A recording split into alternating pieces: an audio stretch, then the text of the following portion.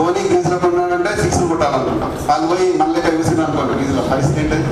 ఇక్కడ నీ లైఫ్కు ఆడాల్సింది నువ్వే. 6 కొట్టినా నువ్వే, 4 కొట్టినా నువ్వే, అక్కడ పోయి గ్రౌండ్లో 1 నువ్వే. ఇక్కడికి వచ్చి పండగ ఇంటికి పోయినాక పడుకోండి. ఇక్కడ నేను చెప్పింది చేయండి, మోమాటాలు సిగ్గులు లేవు. Do it and check it is working or not. Okay right. ఎంతమంది షివరింగ్ టెక్నిక్ చేసిండ్రు? అండ్ సెట్ చేయండి. రైట్, దించండి.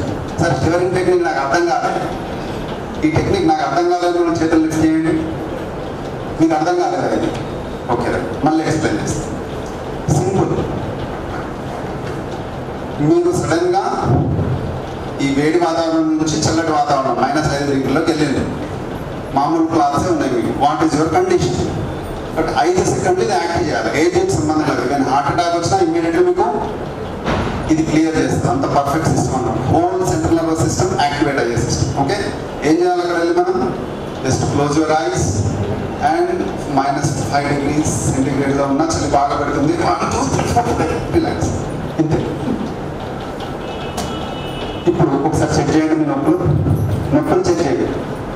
లేవండి, మీ షోల్డర్ పెయిన్, మీ బ్యాక్ పెయిన్, మీరు ఒకసారి మీ బాడీని చెక్ చేసుకోండి ఒకసారి. Thank you. Just walking.